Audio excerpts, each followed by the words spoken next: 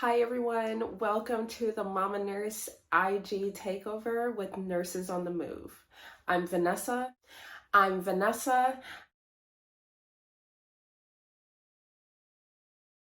And here's a little bit about me. I'm a nurse of 7.5 years. I started out as a medical surgical nurse on a oncology unit. I went out and traveled for a year as a med-surg nurse where I floated to many different units, gynecology, cardiology, neuro, tele, ortho, all the med-surg units that you could think of.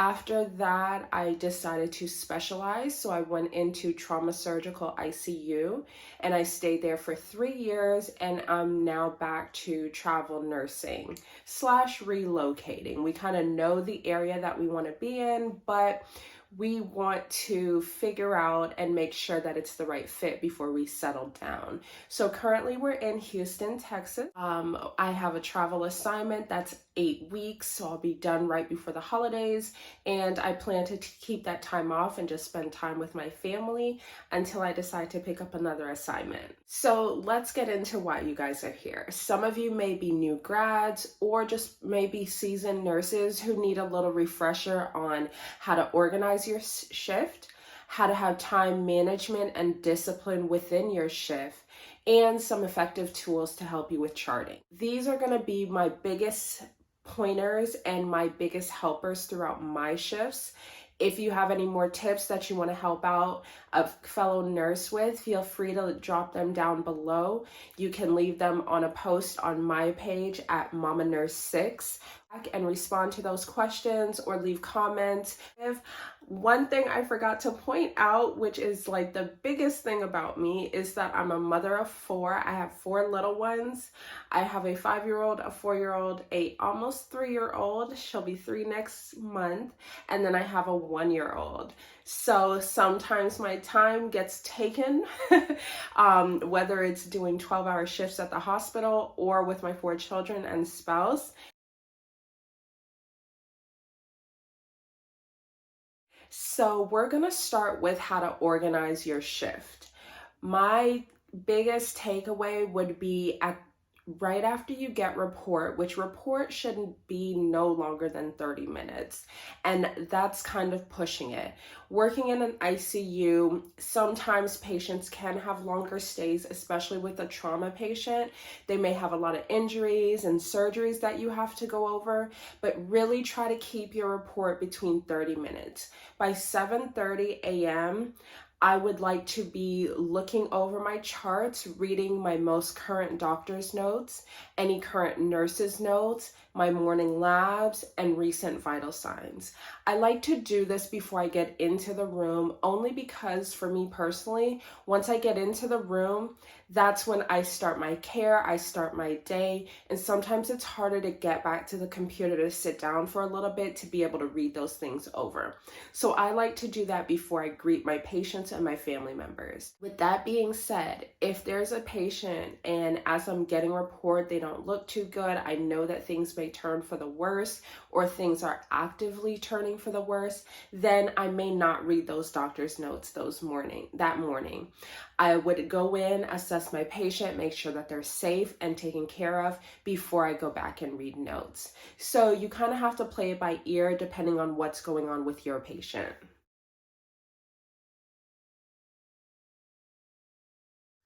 So after I've looked over my notes, I've assessed my patient, then I want to sit down and chart that head-to-toe assessment. Depending on time, I like to assess and then chart my assessment. I like to do this in real-time charting, for charting purposes.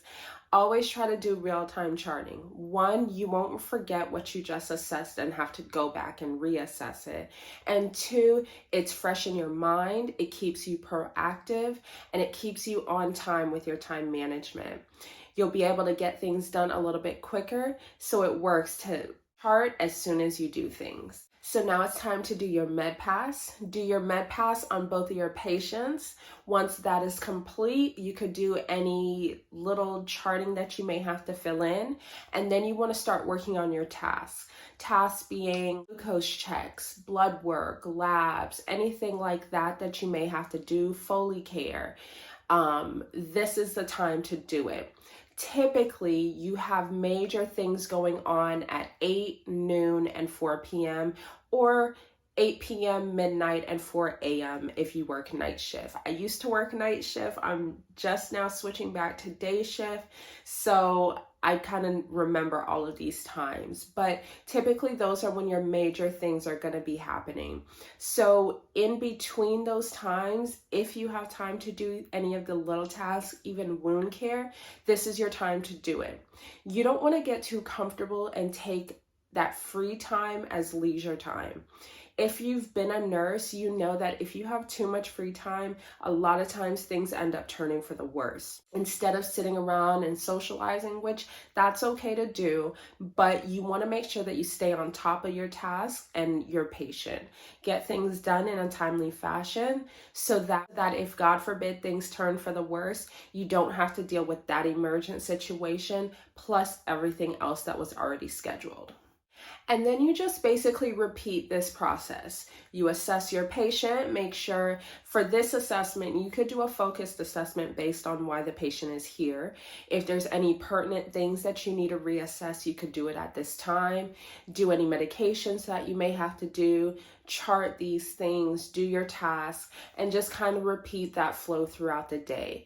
Staying on top of things is what helps me get out on time at the end of my shift, because after spending 12 hours in the hospital, who wants to stay over to sit down and chart? That's one of my least favorite things to do. Sometimes it does happen. I'm not perfect and we're human, but I would rather get out on time and come home and see my family.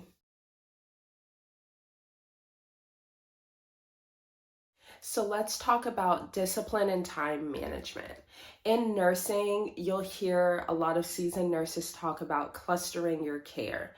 You always want to cluster your care.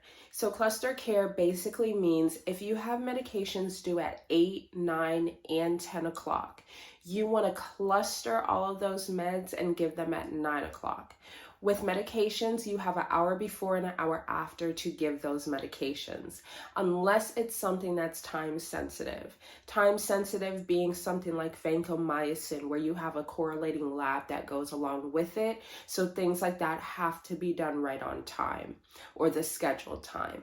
Or if you have a patient whose heart rate is in the 150s and you have low pressure that's due, you may just want to go ahead and give that one pill at that time. That way you can control your patient's heart rate. You wouldn't want to put that patient at risk for going into SVT or anything like that based on you wanting to cluster your care. So take that with a grain of salt. Make sure that you're doing it safely and effectively for your patient, but you want to kind of group things together. If you're going in to do an assessment and you know that the patient has wounds, it may be a time to go ahead and do that wound care. Have all your supplies ready. Do your Foley care at the same time. Get all of these things done while you're in the room. That way you don't have to go back later and undress the patient again or turn them again if you're not just doing a routine turn. Routine turns are simpler than doing a full turn, linen change, wound care, and all of that. So try to group it all together.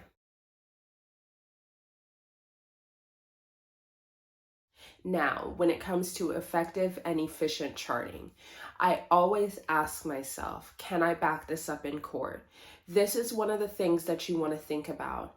5 or 10 years down the line, when that family decides to sue a hospital or a physician and you get it called into court to back up your nursing care, you want to be able to defend yourself and know exactly what you did. So only chart what you did and how you did it. I've always heard less charting is best charting because then you won't get tied up or caught up in anything. But you want to make sure that you could back it up. As I'm doing my nurse's notes, sometimes I reword things to make sure that it's objective and that I can effectively portray the picture that occurred. That's the main thing when it comes to your charting, is when ACA or JCO does their chart audits, or if you get called into court, you want to be able to back it up. You also want to make sure that you do real-time charting. With real-time charting, you won't forget anything that you did. You'll have the correct information, and it will keep your time management in check. When you start to get behind, things start to blend together, you may get tied up in other things, or you'll have to stay after work and chart until you finish. The thing with charting, you have 72 hours, at least at my hospital, to go back and add in anything that you may have missed, or if you are staying over too late and you just are worn out and want to go home, you still have 72 hours to go back and adjust that charting. The thing with adjusting charting that you want to make sure that you're aware of when it comes to court or chart audits, when they see that you're making changes and going back and adjusting things, it kind of decreases your credibility. If the court sees that, oh, Vanessa documented that the patient was ANO times 4 at 12:04 and then went back at 4 p.m. and changed that 12:04 charting to patient is confused, it's not going to be credible. They're going to wonder why at 12 you charted that they were alert and oriented, but then at 4 p.m. you went back to that 12 o'clock charting to say that the patient was confused. It's going to make it seem like you didn't really assess your patient and now you realize they're confused, and it leaves a little bit of discrepancy in your charting. So make sure that you're doing real-time charting and that it's accurate. So I hope a lot of these tips will help you guys on your new nurse adventures. If you're a new grad, for any of my seasoned nurses, I hope these tips were helpful and a good refresher for you. Make sure you leave some comments, some questions down below, and I'll see you later.